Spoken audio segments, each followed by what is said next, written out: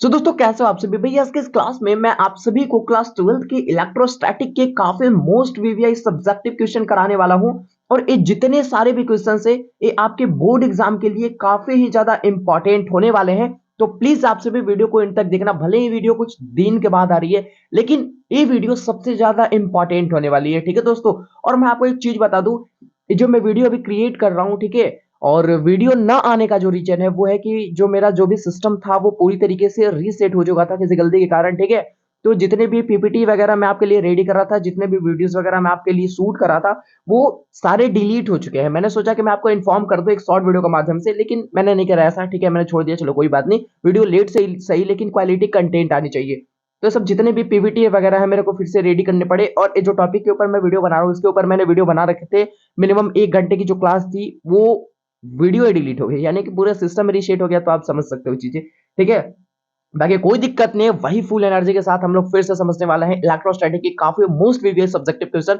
तो please please आप सभी वीडियो पे तक बने रहना। और ये जो वीडियो है वो 2 पार्ट में बटने वाली है। आज शाम 7 बजे वीडियो आपको देखने को मिल रही होगी। ठीक है, और कल सुबह 8 बजे हम लोग इलेक्ट्रोस्टैटिक के कुछ और इंपॉर्टेंट सब्जेक्टिव क्वेश्चन करेंगे। तो यानी कि 2 पार्ट में वीडियो आपकी बटने वाली है, राइट। तो वीडियो को लाइक कर देना। आप सभी चाहे पे पहले बार तो सब्सक्राइब करके बेल नोटिफिकेशन आप जरूर से ऑल पे सेलेक्ट कर लेना। आप हमें सपोर्ट करो, मैं आपको तो कर ही रहा हूँ, वो चीज समझ ही रहो। बाकी बस आपकी सपोर्ट की जरूरत है थोड़ी। चलो आज के पहला क्वेश्चन है हमारे सामने। ठीक है, मैं आपको चीज बता दूं, फिजिक्स वाले भैया, और जो हमारा फाइनल कोड है वो है फिजिक्स लब है हमारा। यानी कि फिजिक्स में बहुत सारे लोग डरते हैं कि ऐसा मार्क्स नहीं आ पाएगा इतना अच्छा, लेकिन डरने की बात नहीं है। ठीक है, आपको करना क्या होगा, हमारे चैनल को आप सब्सक्राइब कर लो। ठीक है, बाकी के बचे हुए 20 से 25 दिनों में हम लोग काफी बड़े करने वाले हैं, जैसे कि मैंने आप सभी के साथ वादा करा था।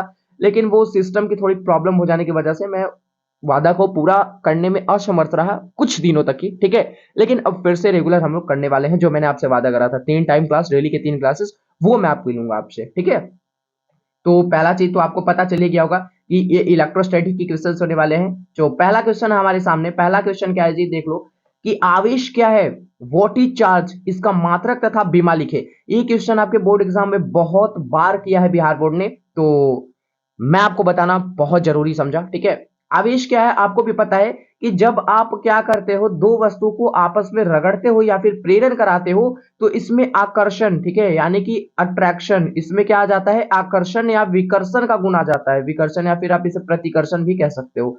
ठीक है, तो अट्रैक्शन या फिर रिपल्सन का इसके अंदर गुण आ जाता है। ठीक है, तो ये जो पदार्थ होती है यही आपकी आवेश कहलाती है। ठीक है, यानी कि आवेश क्या है, तो किसी पदार्थ का वह गुण जिसे रगड़ने पे या फिर प्रेरण कराने पे उसमें आकर्षण या विकर्षण का गुण उत्पन्न हो जाता है, वो आपका आवेश कहलाता है। ठीक है जी। और आपकी आवेश की मात्रा की बात करी जाए, ये भी क्वेश्चन आपके बोर्ड एग्जाम में कई बार पूछा गया है कि आवेश की क्या मात्रक होती है, बताओ जी। तो आइए मैं आपको बता दे रहा हूं, आवेश की जो मात्रक होती है वो होती है भैया कूलम्ब। ठीक है, क्या होती है, कूलम्ब होती है। ओके, इंग्लिश वाले देख लो, इंग्लिश में भी इसकी ये सही मात्रक क्या होती है, कूलम्ब होती है, राइट। बीमा की भी बात करा है तो इसका जो बीमा होता है एटी होता है। क्या होता है, एटी होता है, या फिर आईटी भी लिख सकते हो। ठीक है, एटी या फिर आईटी कुछ भी आपको मिल सकता है, ये इसकी बीमा होती है। तो पहला क्वेश्चन क्लियर है। आवेश क्या होता है हमारा, कि जब किसी वस्तु को हम आपस में रगड़ते हैं या फिर प्रेरण कराते हैं तो उसमें अगर आकर्षण या विकर्षण का गुण उत्पन्न हो गया तो वो पदार्थ हमारा आवेश कहलाता है। ओके, चलो जी, सेकेंड नंबर क्वेश्चन की ओर चलते हैं। आवेश के दो गुण, सॉरी यहाँ पे गुण होना चाहिए था, आवेश के दो गुण आपको बताने हैं। और मैंने आपको दो नहीं, तीन नहीं, मिनिमम 6-7 गुण बता रखे हैं आवेश के। तो कोई दिक्कत नहीं यार, 2 आ जाए 4 आ जाए लिख देंगे हम लोग। तो पहला गुण तो आप ये लिख सकते हो कि जो आवेश होता है वो हमारा एडिशनल होता है। जैसे कि आवेश हमारा योगात्मक होता है, मैं यहाँ पे लिख दे रहा हूँ। ठीक है, आवेश क्या होता है, सबको हम लोग समझते भी चलेंगे। आवेश क्या होता है, योगात्मक होता है। ठीक है, आवेश क्या होता है हमारा, योगात्मक होता है। दूसरा आप ये लिख सकते हो, देखो मैं आपको 2-3 बता दे रहा हूँ, वैसे अगले 2 पूछा है लेकिन मैं आपको 3-4 बता दे रहा हूँ। ठीक है, दूसरा आप ये लिख सकते हो कि जो आवेश होता है, आवेश होता है वो क्वांटीमीकृत होता है। ठीक है, क्या होता है, क्वांटीमीकृत होता है। मैं आपको सारी चीजें बताऊंगा क्या इसका मतलब क्या होता है। ठीक है, क्वांटीमीकृत तो होता है।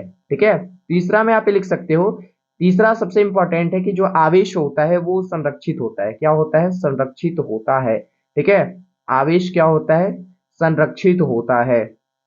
ओके, चलो, आवेश संरक्षित होता है। साथ में इसके टर्म्स और कंडीशन को भी हम लोग समझते चलेंगे, कोई बात नहीं है, कोई दिक्कत नहीं है।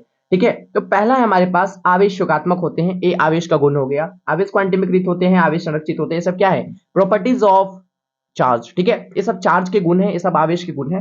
अब आवेश योगात्मक होते हैं भैया, क्यों होते हैं? क्या ऐसा क्वेश्चन आया आपके बोर्ड एग्जाम में? 2 नंबर में पूछा है भैया, 2 नंबर में तो क्वेश्चन आता है ये कि आवेश के गुणों को लिखे, लेकिन एक गुण दे देगा, कह देगा कि भैया इससे आप क्या समझते हो, आवेश के योगात्मक है, आवेश योगात्मक होते हैं, क्यों होते हैं बताइए। तो आप सभी को पता है कि जो चार्ज है ना, वो क्या है भैया, एक स्केलर क्वांटिटी है, राइट, यानी कि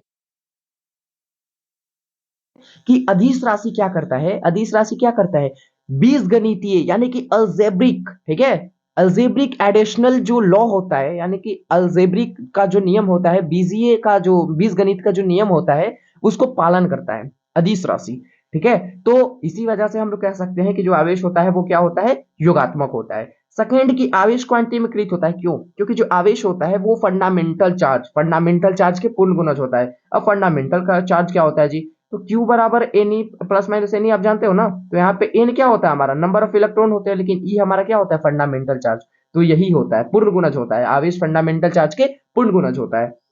और आवेश संरक्षित होता है, तो ये भी 2 नंबर में कई बार पूछा है, पता ही होगा आपको। तो आवेश संरक्षित होता है, या फिर ऐसे भी करता है क्वेश्चन के आवेश संरक्षण सिद्धांत से आप क्या समझते हैं।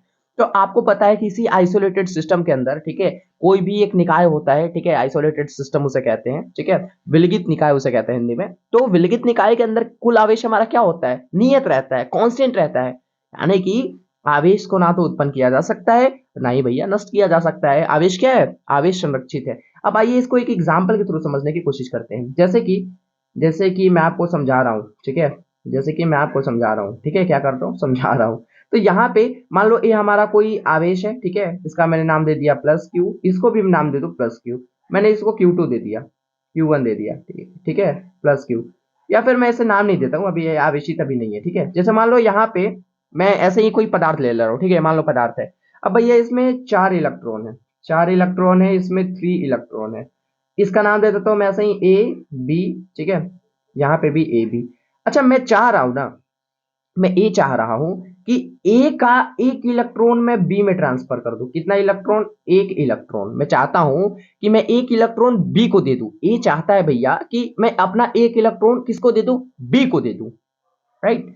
तो अब बी पे कितने इलेक्ट्रॉन हो जाएंगे, बी पे हो जाएंगे 4 इलेक्ट्रॉन, ए पे कितने इलेक्ट्रॉन रह जाएंगे, 3 इलेक्ट्रॉन रह जाएंगे। तो पहले गिनती करो ना जी, पहले हमारे पास कितने थे इलेक्ट्रॉन, 4 3 7 इलेक्ट्रॉन थे। अब देखो अभी भी हमारे पास 7 ही इलेक्ट्रॉन है, समझ रहे हो। अब कहो यहां से कोई कह दे बंदा कि हाँ भैया आवेश नष्ट हुआ या फिर आवेश उत्पन्न हुआ, ऐसा है कुछ? बिल्कुल नहीं है यार। क्या कह सकते हैं यहां से, आवेश का स्थानांतरण हुआ, तो क्या आवेश का स्थानांतरण होता है? जी हाँ, बिल्कुल होता है। आवेश को तो ना हम लोग उत्पन्न कर सकते हैं, ना ही नष्ट कर सकते हैं, लेकिन एक वस्तु से दूसरे वस्तु पे उसे हम लोग ट्रांसफर कर सकते हैं। समझ गए चीजें? तो काफी इजी चीजें। और मैं आपको कुछ और चीजें बता दूं। चार्ज जो होता है आपका, यानी कि जो आवेश होता है ना, वो आपके 2 प्रकार के होते हैं, ठीक है। पहला हमारा पॉजिटिव होता है, दूसरा हमारा निगेटिव होता है, ठीक है। किसी वस्तु पे अगर इलेक्ट्रॉन की कमी हुई तो वो पॉजिटिव हो जाता है, और अगर किसी वस्तु पे अगर भैया इलेक्ट्रॉन की अधिकता हुई तो वो हमारा नेगेटिव बन जाता है। ये सब छोटी छोटी चीजें हैं, ये सब आप जानते होंगे, इसमें कोई बात नहीं है, बड़ी बात नहीं है। चलो अगला क्वेश्चन हमारा है 3 नंबर कि रेखीय आवेश घनत्व, पृष्ठ आवेश घनत्व, आयतन आवेश घनत्व को परिभाषित करना है। इसकी मात्रक तथा बीमा भी आपको बताना है, ठीक है, कि रेखीय आवेश घनत्व क्या होता है, पृष्ठीय आवेश घनत्व क्या होता है। देखो पृष्ठ आवेश घनत्व को कहीं कहीं पे सतही आवेश घनत्व या फिर सतह आवेश घनत्व कह देगा, तो ये तो बात सेम ही होती है ना, पृष्ठ और सतह, ठीक है। तो सबसे पहले तो भैया इन तीनों का आपको डिफाइनेशन देना है, डिफाइनेशन यानी कि किसे कहते हो आप, ठीक है।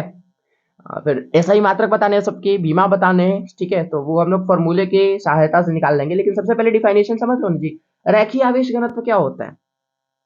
मान लो हमारा कोई लंबाई का एल लंबाई का तार है, एल लंबाई का तार है, इसके अंदर भैया आवेश है, ओके, इसके अंदर आवेश है मान लो क्यू, ठीक है।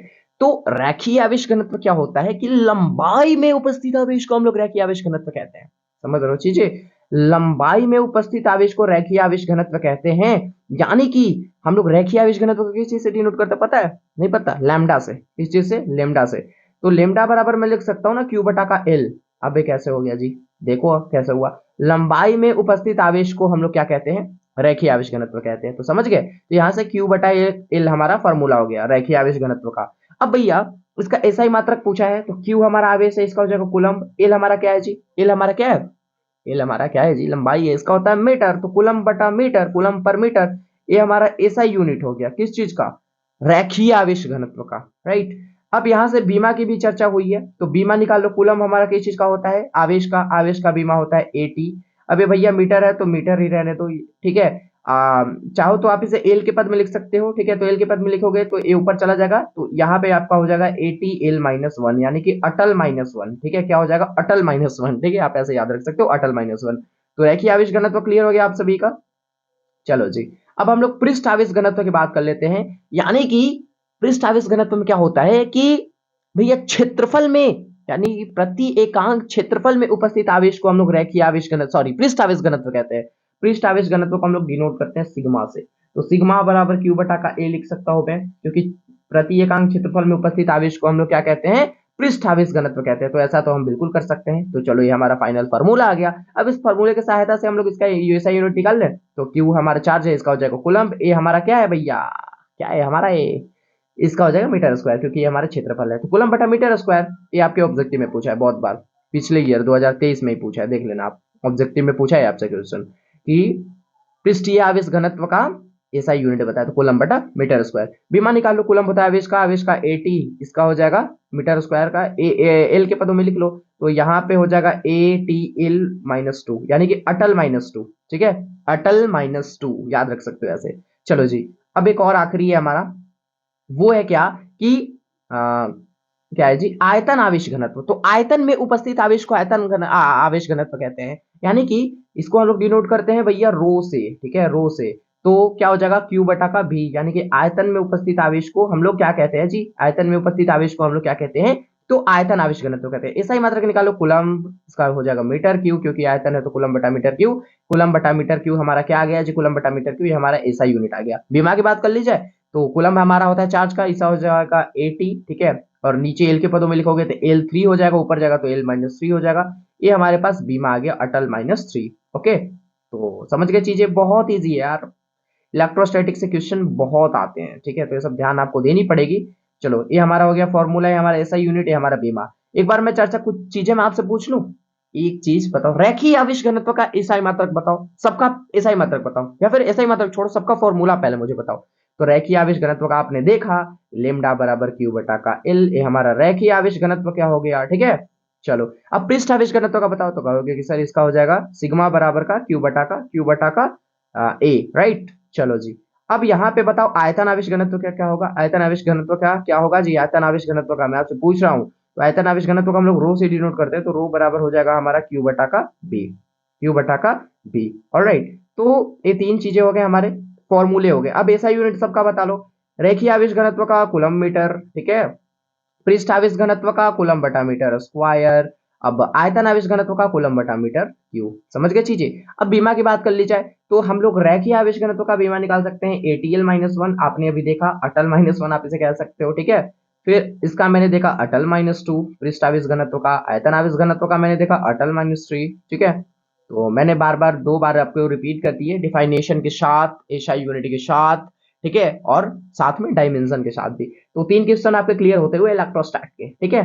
चलो जी, दो समान बिंदु आवेशों के निकाय के कारण विद्युत क्षेत्र की बल की रेखाएं खींचे। देखो, कंफ्यूज मत होना, विद्युत बल रेखाएं कहे या फिर विद्युत क्षेत्र रेखाएं कहे, चुंबकीय बल रेखाएं कहे या चुंबकीय क्षेत्र रेखाएं कहे, बात सेम होता है, समझ रहे हो, विद्युत बल रेखाएं कहे या फिर विद्युत क्षेत्र रेखाएं कहे, बात सेम है, ठीक है। अगर चुंबक वाले में जाते हो तो चुंबकीय बल रेखाएं कहे या फिर चुंबकीय क्षेत्र रेखाएं कहे, बात एक ही है, ठीक है। चलो, तो दो समान की बात कर रहा है, यानी कि आपको दो समान आवेश लेने होंगे जी, यानी कि चाहे तो आप पॉजिटिव पॉजिटिव ले लो, उसके कारण आप चुंबकीय क्षेत्र रेखाएं, सॉरी, विद्युत क्षेत्र रेखाएं खींच दो, या फिर नेगेटिव नेगेटिव ले लो, उसके कारण आप विद्युत क्षेत्र रेखाएं खींच दो, ठीक है। क्या करोगे आप, तो मैं यहाँ पे ले लेता हूँ मैं पॉजिटिव पॉजिटिव, चलो मैंने दो ले लिया भैया पॉजिटिव आपकी बात पे। चलो, अब पॉजिटिव पॉजिटिव मैंने दो ले लिया। अब आपको पता है कि जो पॉजिटिव चार्ज होता है वो रेडियली आउटवर्ड होता है, यानी कि जो विद्युत क्षेत्र रेखाएं होती है उससे होकर बाहर की ओर निकलती है, ठीक है, बाहर की ओर निकलती है, यानी कि कुछ ऐसा आपको दिखने वाला है जी, ऐसा, ठीक है। क्या करेगा, इसकी से बाहर की ओर निकलती हुई निकलेगी, ठीक है, इससे भी क्या होगी, बाहर की ओर निकलेगी, ओके, इससे भी बाहर की ओर निकलेगी। तो इस तरीके से आप दिखा सकते हो किस चीज का, दो समान बिंदु आवेश के कारण, तो समान मैंने ले लिया, दो पॉजिटिव पॉजिटिव। ठीक है, बाकी यहाँ पे थोड़ी दिक्कत हो सकती है फिगर वगैरह में, लेकिन आप कॉपी पे सही तरीके से बनाना। ठीक है, चलो जी, अब आगे आ जाओ। अब हम लोग माइनस माइनस के कारण भी देख लेते हैं, क्या दिक्कत है, माइनस माइनस के कारण भी देख लेते हैं। ये हमारा माइनस, ये हमारा माइनस। अब भैया इसके कारण निकालता हूं मैं क्या, विद्युत क्षेत्र रेखाएं। तो ये क्या होगा, इसमें आती हुई प्रतीत होती है, ऐसे ऐसे ऐसे ऐसे, ए करके दिखाओ, फिर ए, समझ रहे हो। तो इसमें आती हुई प्रतीत होती है, यानी कि जो माइनस माइनस अगर लोगे तो माइनस का से जो भी विद्युत क्षेत्र रेखाएं होती है वो रेडियली इनवर्ड होती है, यानी कि अंदर आती हुई प्रतीत होती है। तो हो गई भैया दो समान आवेशों के निकाय के कारण विद्युत क्षेत्र की बल की रेखाएं। ओके जी, चलो अब पांचवा क्वेश्चन है, विद्युत क्षेत्र रेखाएं कभी एक दूसरे को नहीं काटती। जो ये क्वेश्चन इतना ज्यादा इंपॉर्टेंट है कि मैं इसे 3 स्टार क्या 5 स्टार मैं आपको लगा के बता दूं। ठीक है, ये बहुत ज्यादा इंपॉर्टेंट है। वैसे सब क्वेश्चन इंपॉर्टेंट है क्योंकि सारे बेसिकली पीवाईक्यू क्वेश्चन ही है, तो पीवाईक्यू क्वेश्चन तो इंपॉर्टेंट होते ही हैं। और मैं आपको पीवाईक्यू क्वेश्चन ही कराता हूँ भैया, खुद से नहीं, ऐसा नहीं कि मैं खुद से क्वेश्चन क्रिएट करता हूँ, ऐसा बिल्कुल नहीं है। ठीक है, करता हूँ, वैसा करता था स्टार्टिंग में, नए नए क्वेश्चन की खोज करता था, लेकिन अब एग्जाम आ चुकी है तो पीवाईक्यू क्वेश्चन बिहार बोर्ड ज्यादा रिपीट करता है, तो वही सब बताने में फायदा ना आप सभी के लिए। तो विद्युत क्षेत्र रेखाएं कभी एक दूसरे को नहीं काटती है, क्यों आप सभी को पता है। तो भैया देखो, विद्युत क्षेत्र रेखाएं एक दूसरे को क्यों नहीं काटती, मैं आपको बता रहा हूं। मान लो ये विद्युत क्षेत्र रेखाएं ऐसे गया, एक ऐसे गया। ठीक है, अब भैया आपको पता है कि जहां पे कटान बिंदु होगा, जहां पे कटान बिंदु होगा, क्या मैं बोल रहा हूं, जहां पे कटान बिंदु होगा, आपको पता है ना कि विद्युत क्षेत्र रेखाएं के से अगर मैं कोई एक स्पर्श रेखा खींच दूं उसके अच्छी तरीके से वहां पे। ठीक है, विद्युत क्षेत्र रेखाएं मैं ये बोल रहा हूँ, विद्युत क्षेत्र रेखाएं के ठीक है अक्ष पे मैं अगर एक समान सॉरी स्पर्श रेखा खींच दूं, ठीक है, तो वो विद्युत क्षेत्र की दिशा को प्रदर्शित करता है। ओके, तो यहां से आपको पता है कि यहां से भी मैं एक स्पर्श रेखा खींच सकता हूं। ठीक है, इससे हो जाके स्पर्श रेखा, और एक पॉइंट ए भी है तो इससे भी होकर मैं स्पर्श रेखा खींच सकता हूं, क्योंकि कटान बिंदु पे तो दो विद्युत क्षेत्र रेखाएं मिल रही है ना मेरे को, तो दोनों से होकर विद्युत क्षेत्र की दिशा प्रदर्शित करी जा सकती है। जैसे मान लो मैं यहाँ पे विद्युत क्षेत्र की दिशा E1 प्रदर्शित हो रही है, यहाँ से E2 प्रदर्शित हो रही है। तो बताओ, क्या एक ही पॉइंट से दो दो विद्युत क्षेत्र की दिशा दो प्रदर्शित हो सकती है, ऐसा पॉसिबल है। सोचो और उसके बाद मेरे को आप बताओ, एक पॉइंट से क्या दो दो विद्युत क्षेत्र की दिशा पॉसिबल है, नहीं पॉसिबल है। तो बस यही कारण है यार, ये कटान बिंदु पे हम लोग दो विद्युत क्षेत्र रेखाएं खींच सकते हैं, जो कि असंभव है।